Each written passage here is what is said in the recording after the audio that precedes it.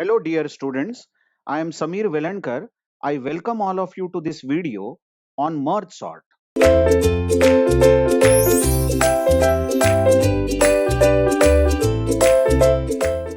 Now merge sort also works on divide and conquer rule or divide and conquer strategy. We want to sort an array of size n and we will divide the array into smaller parts and then we will sort the smaller parts first. That's what we mean by dividing the array and then conquering. The conquering here means to sort because that's the work we want to do. Now, merge sort algorithm actually should be seen, first of all, by looking at a process called simple merge. So, before you actually see what merge sort does, it is so important for you to understand this word simple merge and to understand the procedure or the algorithm that has been written here for simple merge. To understand what simple merge is, let's assume that we have an array and the array has some fixed size obviously and has some value stored in it. Let's say the values stored in the array are 1, 3, 5, 7. Then we have 2, 3, then 8 and 9. Now, if the name of the array is A and the locations in the array are 0, 1, 2, 3 and all that, you watch that I have shown the elements of the array or the values of the array from second location. Obviously, there are some values stored in the 0th place and in the first place. Some values are stored.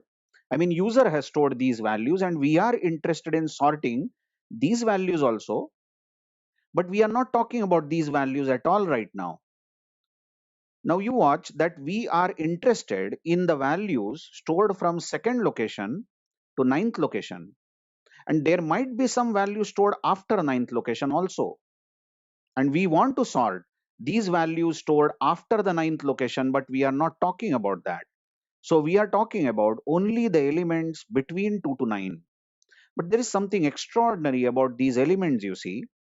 All the elements stored from location 2 to location 5, observe this location. Location 2 to location 5 are sorted. If you watch the elements stored in these locations is 1357, repeat 1357, they are sorted, and the elements stored from location 6 up to location 9, 2389 are also sorted in increasing order. What that means is somewhere in the array, I'm saying somewhere in the array, not necessarily from the first location of the array or 0th location, but somewhere in the array, we are given two sorted partitions back to back. Check my words. Two sorted partitions back to back are given, just adjacent to each other, may not be of equal size. Here the two parts are of equal size. Both parts are containing four values. 1357 is the first part and 2389 is the second part. Both the parts are containing four elements each, but that's not compulsory. Both partitions may not be of equal size. Now just to give some indexing or some generalization, we will call this location 2 as location F. I could have called it as location I. I'm calling it as location F, and location 6 as S, and location 9 as T. Now, can you now put the definition of what we are doing exactly? We have been given two sorted partitions back to back, and the first sorted partition is from AF, that is A2, up to AS minus 1. You observe AS minus 1 is nothing but A5. So F to S minus 1, this location which I am pointing to is S minus 1, one place before S. And the second part given is immediately after the first part, that is AS. AS means A6 to AT. Now A of T here means A of 9. And you observe these two parts are really sorted in increasing order and they are back to back. Now the aim given here, the aim is that we want to merge, that's the word, we want to merge these two partitions which are back to back in increasing order. We want to mix these two partitions such that the elements in these locations which I am pointing here are should be 1, then it should be 2, then 3, again 3 because 3 is occurring two times in the two partitions. After that we should get 5, okay, 5, then 7, then 8, and then 9. Now you watch that location 2 to location 9 are genuinely sorted, isn't it? Initially, both partitions were sorted, but now location F to location T are mixed. The two sorted partitions are merged to create one single sorted part. We then declare all elements from F, that is second place, to all elements T, that is ninth place, are really sorted in increasing order, isn't it? What about the elements before F? And what about the elements after T? Don't worry, we will sort them. Currently, we are not talking about elements before F and elements after T. There might be many elements before F and many elements after T, but we are concentrating on the two sorted partitions. Now, genuinely, one question asked by many students over here is that, sir, you are saying that these two partitions are sorted, but who has sorted this? Or rather, how do we know that where is F, where is S, and where is T? Interesting question. But don't worry, we are going to address this question that how in the first place are we going to get these two sorted partitions, and how do we know the places of that sorted partitions? I hope you have understood our aim. Our aim is that given the two sorted partitions, the first partition is from AF to AS minus 1 and second partition is from AS to AT. We want to merge F to S minus 1, the first partition, with S to T, the second partition, to get all the elements from F to T to be sorted. This process is called simple merge. Now, why the word simple merge? Trust me, I feel that it is called as simple merge because it is simple. No jokes. Merging of these two sorted arrays is really simple, isn't it? What will you do to merge these two partitions? Now, let's draw some elements again over here. Let's say that we have 1, 3, 5, 7. Now, this is the first sorted part, and the second sorted part, let it be 2, 3, then we have say 8 and 9. This is the second sorted partitions, and there are some elements before this first partition and there are some elements after this partition. Obviously, we will sort these elements but later.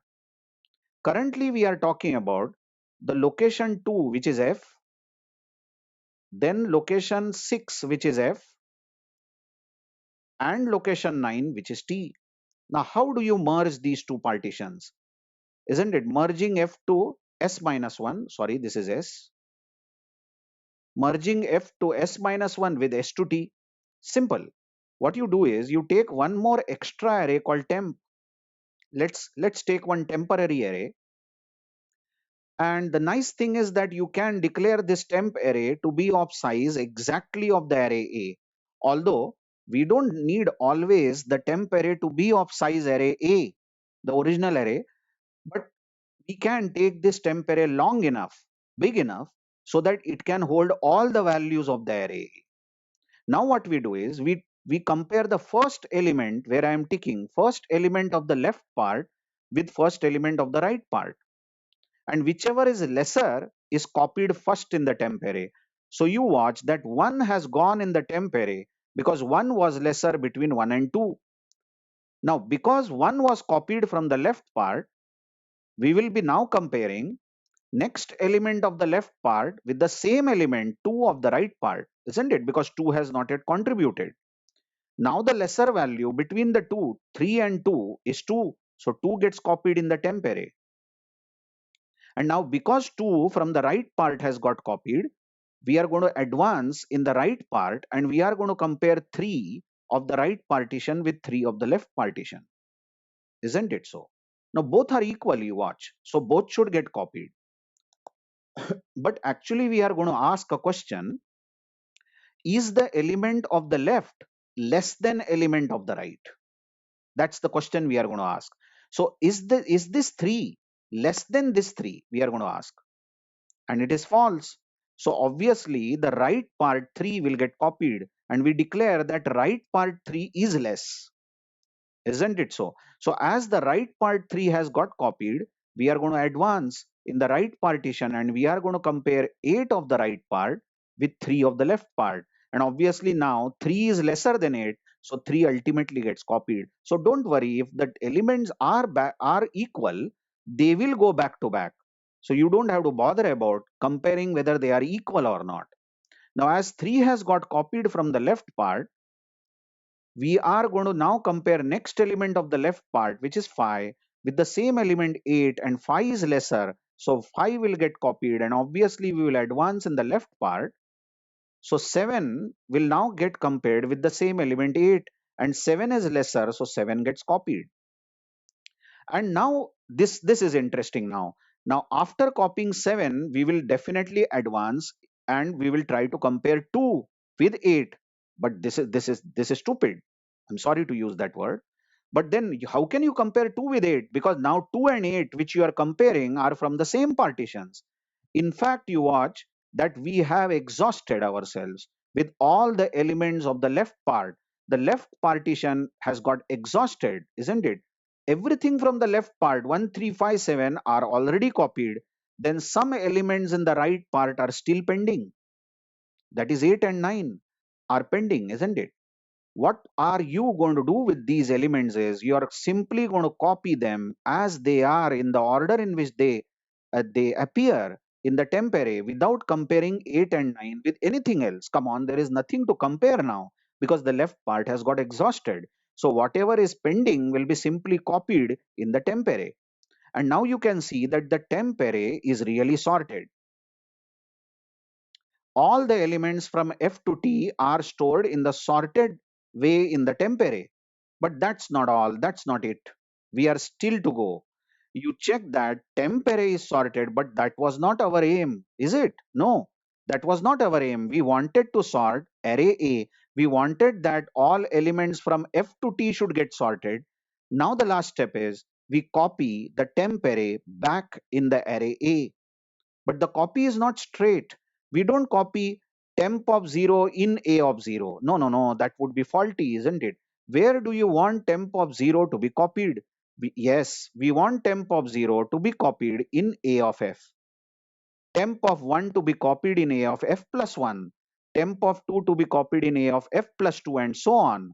So if you copy temp array from location F, then we are going to get the elements as 1, 2, 3 followed by 3, then 5, then 7, then 8 and 9.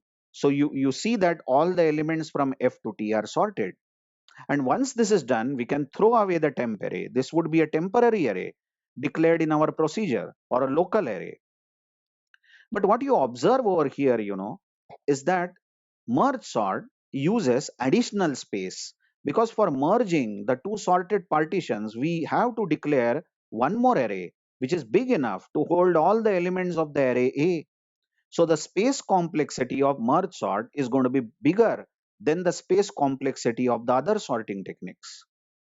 Now, how do you implement this simple merge? The implementation of the simple merge has been given by me, has been given here, and the algorithm for simple merge looks to be quite big.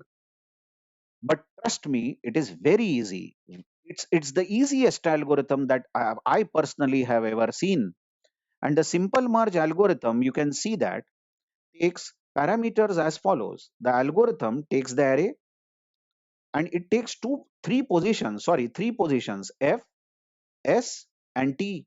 Usually, any algorithm working on array, we pass the size of the array. Like the second parameter is usually int10, size of the array.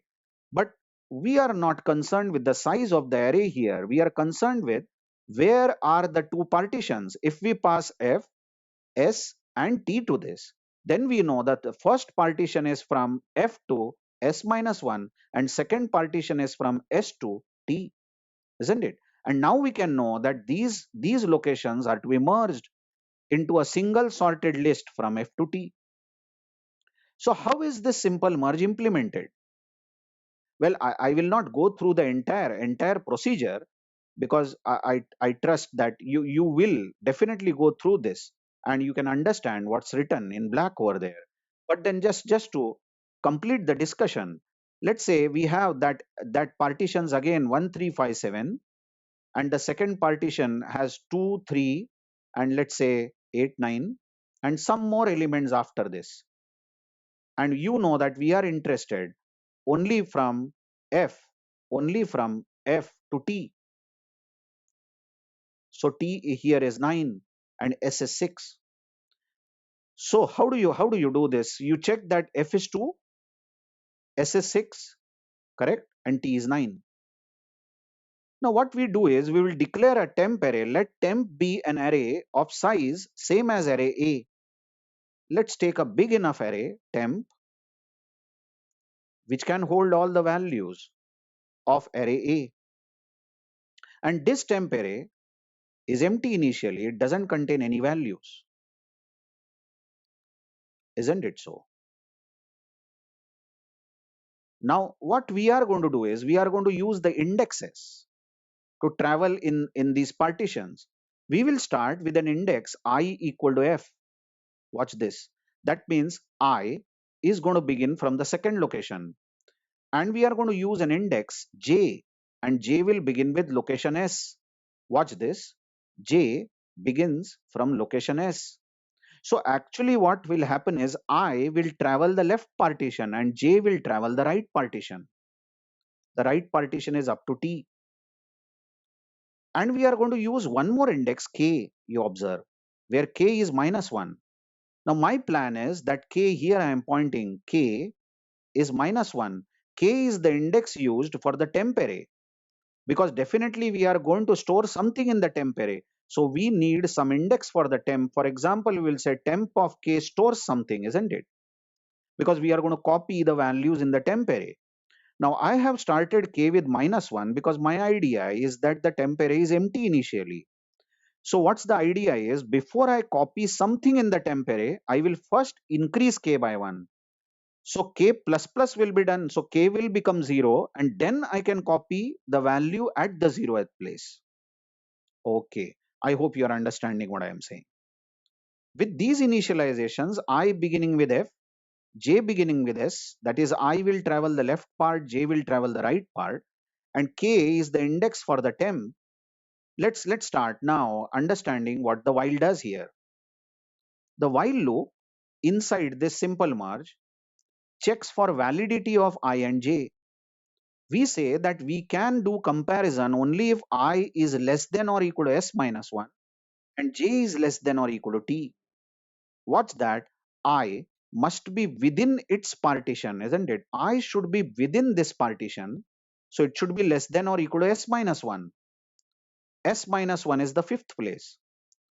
And j travels the right partition. So j should be less than or equal to t to do the comparison.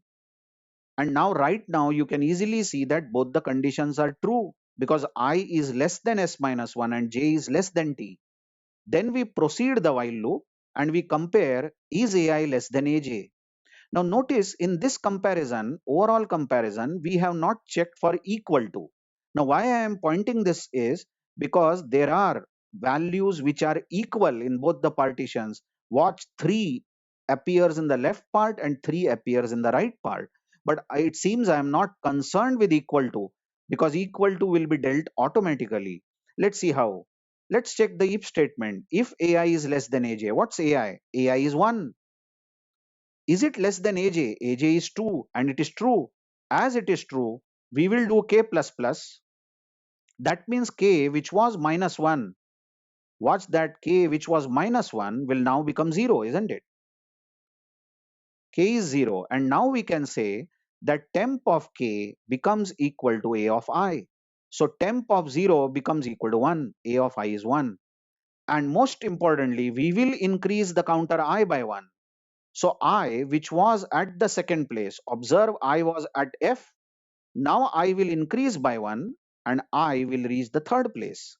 But we have not increased J over here. You understand that J cannot be increased because AJ, which was 2, has not yet contributed. So we want to keep the counter J at the same place. Isn't it so? And the else doesn't continue, else doesn't execute, and we go back to the while. And this while loop now will repeat. Isn't it so? Next time again AI will be compared with AJ. Is AI less than AJ? Now you watch, this time AI means 3. Check, this is AI now, 3. And is 3 less than 2, which is false. As 3 less than 2 is false, we will go to else and k plus plus will be done first. So k, which was 0, is now going to become 1. Isn't it so? So at temp of k, AJ will be copied. AJ is now 2. And most importantly, we are doing J plus plus. Observe that AJ has contributed, 2 has contributed in the temp array. So basically, we are going to increase J and let J visit the next place in the right partition. But I won't be increased. So I hope you have understood the if else within the while loop, isn't it? In summary, what we are saying is compare AI with AJ. If AI is less than AJ, then AI is lesser. So copy AI in the temp array. Otherwise, copy AJ in the temp array. But we are least bothered about equal to values. If the values are equal, what will happen? Let's see. One more round of the while loop. When the while continues now, we are comparing AI with AJ. Now you watch, AI here is 3. Let me increase the font now. AI here is 3 and AJ also is 3, isn't it? But we are asking, is AI less than AJ, which is false. 3 less than 3 is false. So we are going to land in else and we are going to increase k by 1. So now k is going to be at the second place. And then temp of k, look here, temp of k is going to be AJ. So that the right 3, the 3 in the right partition gets copied, isn't it? And we are doing J plus plus. That means we have advanced J in the right part. So J is now at the 8th place. So what will happen when this while loop goes back and again compares AI with AJ? Now when AI will be compared with AJ, you listen, 3 will be compared with 8 and 3 is lesser. So ultimately 3 will go at the next place after incrementing k by 1. I hope you have understood enough, isn't it? So when will this while loop break? This while loop will definitely break if I crosses s minus 1 or j crosses t. One of the partitions will get exhausted, and when the one of the partition get exhausted, the while will break, and the next part that we have is copy the remaining elements in the temp array.